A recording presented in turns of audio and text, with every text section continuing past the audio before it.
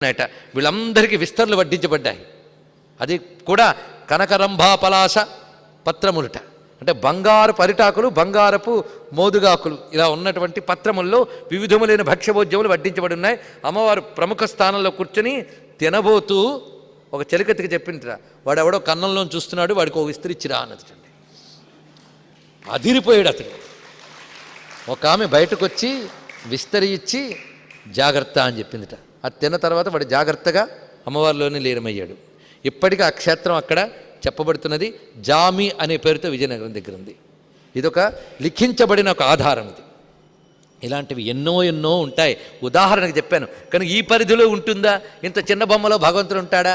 ఇక్కడ యంత్రం పెడితే ఉంటుందా? మీరు నేను ఉండలేం, కానీ దేవత ఉండగలదు అక్కడ.